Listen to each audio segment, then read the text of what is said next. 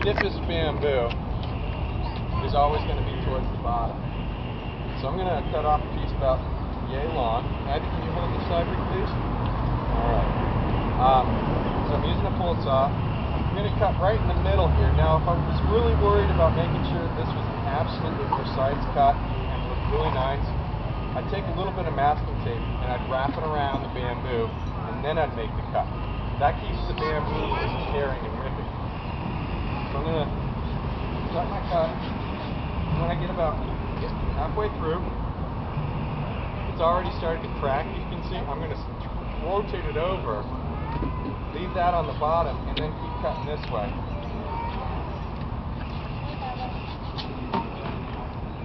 And so when you do it like that, what it allows you to do is to keep it from getting all those tears like this. Otherwise, the bamboo is going to have a tendency to go, and then it's going to split and crack and stuff. So pull saw, and then rotate the cut. Cut about halfway through, turn it over, and finish the cut. Now, if we wanted to, Abby, I want you to hold this for a minute. Thank you. Make sure your brother doesn't get it. Okay. Thank you. If we were going to split the bamboo, like Atsu did over on that one, take this again. Let's cut halfway.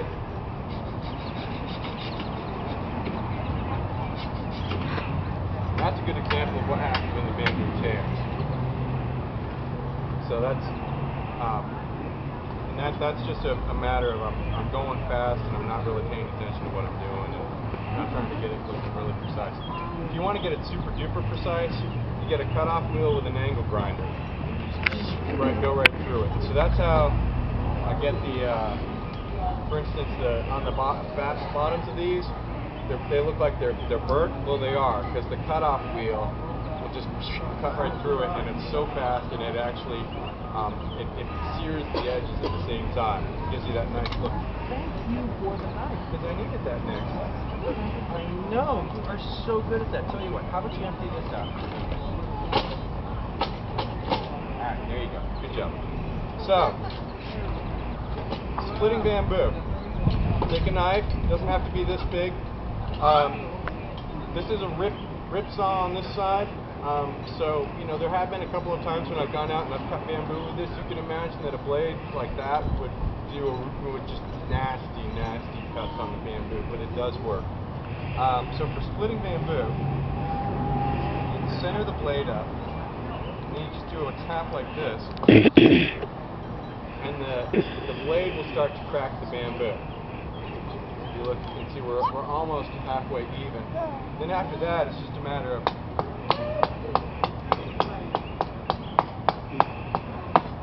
you can tap all the way down. There's also a technique I've seen, and I've never made one of these, where you can get a circular. It's like an apple slicer, all right, where you've got anywhere from. But then there's these fancy ones where you can set anywhere from 2 to 8 blades at various points on it and get really fancy on it. There's another way to do the bamboo splitting, especially if you're using really big pieces, where after you start it, you take a hammer and you can hammer it down like that as well. If you've got a really big, thick, stiff piece, or especially if you're trying to split the bamboo that's like it's really thick like this. Yeah. So if you go online and you Google or you go to YouTube, bamboo joinery, bending bamboo, you'll find plenty of videos that'll show you how to do this stuff. The Sierra Club, about 20 years ago, 30 years ago, published the Encyclopedia of Bamboo, which is just phenomenal. It has so many great techniques in it. It's a great book. I'd recommend that to anybody, and it's got this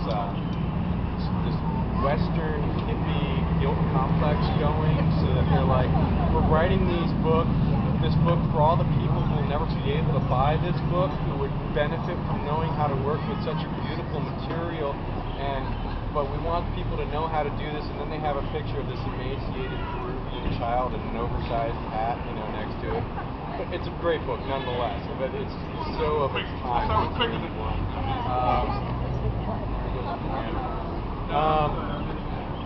So if you ever see that book, great to pick up. It's got 1,001 uses for bamboo in it. I mean, everything from like brewing beer to building boats to everything. But what we're going to do today is do some basic lashing. Pioneering Merit Badge book from the Boy Scouts of America is another great resource to learn how to do this stuff. Pretty much what you see Otto doing up there. And I'm going to use this. Normally I wouldn't use a big rope like this for doing lashing, but for today, since I'm trying to do it in front of y'all so you can see what I'm doing, it makes it a little bit easier. I'm just going to make sure I got all the tools. Oh yeah, okay, so the last tool that I didn't talk about, and I'm just mention it briefly, is propane torch. So in natural gas, propane, I've got torches with a variety of head lengths in it, and that allows you to do stuff like this, or make fenders. When bamboo gets heated up, right a few degrees below its flash point, the point where it ignites and starts burning, bamboo gets reaches the plastic point where it bends. The more moisture is in the bamboo, the more time you have to work with it. So if you try to heat dry bamboo up, it's not going to work nearly as well as if you're working with green bamboo. This stuff, I heat this up with a torch, and then once it cools down, it keeps the curve that you set it into. And it's really fun. There's some dramatic videos that you can watch online of these guys in like El Salvador and Guatemala and Colombia bending bamboo. And there's a bunch of other techniques where you can fill the bamboo with sand so that you can get some really extreme curves going. But we're not going to be doing that today. I'll come back in the winter and we can bend bamboo like that. But not really why I'm here. So back to I'm going to show you the most basic of lashings. It's called a square lashing. What? We're using it over there. So start with a piece of rope. This piece is a little bit long for this, but that's okay. And what we're going to do is like a T or like a cross.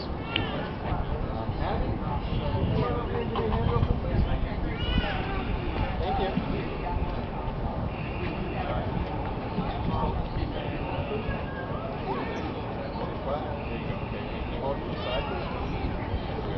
Okay, so start off, let's take the rope, find the middle spot, give or take. Which makes it easier to do it this way. You can do it with one end. I like to work with two pieces. Okay, wrap it around.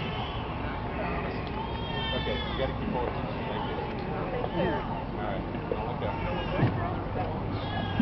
These are the same knots that if you walk over here and look at the lashings on the bamboo tent over there, same thing. You got to find what you get this.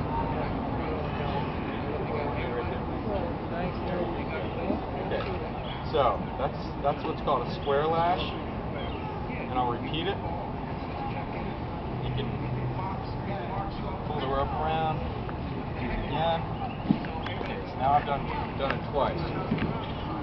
Now I'm going to do what's called a diagonal lash. So now instead of, we're going to go make X's across it. That's one. Hello. Go back around. Another X.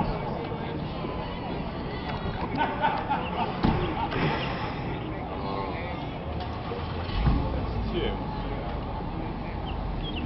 And then, last thing you can do is what's called, Boy Scouts refer to this as wrapping.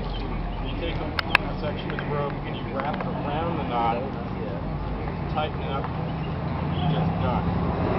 So it's going at 90 degrees to what you were just doing. And you can really torque down on it at this point to make it really really solid. And then just finish it all off with a good old square knot. It's going to take me getting rid of Jeff. Thank